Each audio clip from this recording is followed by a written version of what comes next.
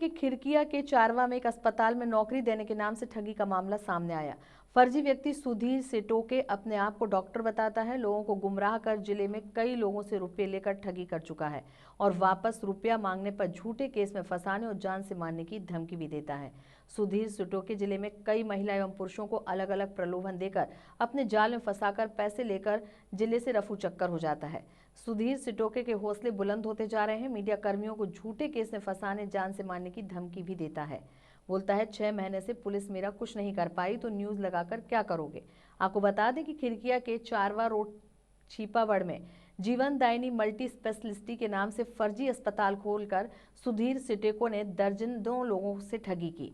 इस मामले में जब मीडिया ने जिला स्वास्थ्य अधिकारी से चर्चा कर सुधीर सिटोके एवं जीवनदायिनी हॉस्पिटल के बारे में पूछा तो जिला स्वास्थ्य अधिकारी HP सिंह ने बताया कि जीवनदायिनी हॉस्पिटल का रजिस्ट्रेशन नहीं है और न ही जिले में सुधीर MD डॉक्टर है।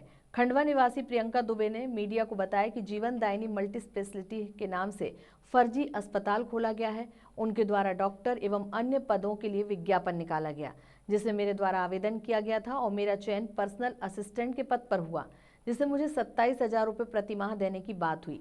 वहीं उनके द्वारा मुझे कहा गया कि यहाँ पर आप अपना स्वयं का पैथोलॉजी भी खोल सकती हैं, जिसका किराया प्रति माह 20,000 रुपये मुझे देना पड़ेगा। वहीं सुधीर सिटोके ने 2 माह का 40,000 रुपये जमा करवा लिया और वहीं जब मैं अस्पताल नौकरी करने खिरकिया में किराए के मकान से रही, जब मैंने 3 माह नौकरी की और 1 माह का वेतन मांगा तो उन्होंने कहा कि अभी अस्पताल चल जाने दो, तुम्हारा और अन्य वेतन कर्मियों का वेतन दे दूंगा। हमने उनकी बातों पर विश्वास किया, काम करते रहे। बाद में हमें ज्ञात हुआ कि उक्त अस्पताल का ना तो रजिस्ट्रेशन है, ना ही कुछ इतना बड़ा अस्पताल खोलकर लोगों से पैसे लेकर धमकी देने लगा। कई लोग ठगी के शिकार हो गए। इस मामले को लेकर छिपावड़ थाने गए, लेकिन पुलिस ने शिकायत तक नहीं लिखी। वहीं हरदा कलेक्टर एवं SP सर को भी आवेदन दिया गया, लेकिन अभी तक फर्जी सुधीर के ऊपर कोई कार्रवाई नहीं हुई।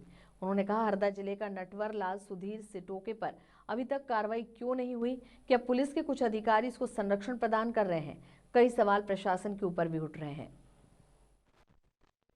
1 रुपया ऑनलाइन डाल दिया और इसके बाद बोला कि आपकी सैलरी हो गई है।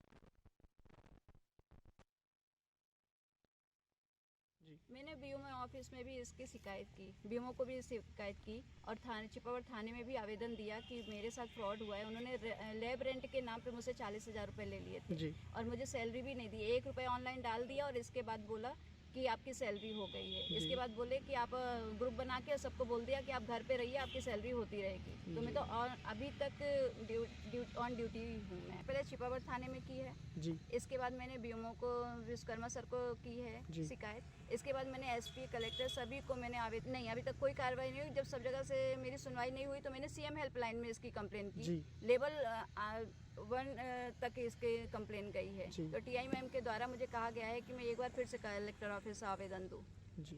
लेकिन मुझे ये समझ में आया कि मेरे को रिपोर्ट क्यों नहीं लिखने दी जा रही वहाँ पर। आपको उनके और मैं अकेले नहीं हूँ, वहाँ पे जितने लोग काम कर रहे हैं उन सबकी भी सैलरी नहीं। कोई आवेदन हमारे ऑनलाइन नहीं आया है, ना हमारे स्वास्थ्य विभाग से जीवनदायिनी इसका हॉस्पिटल नाम से कोई रजिस्ट्रेशन है।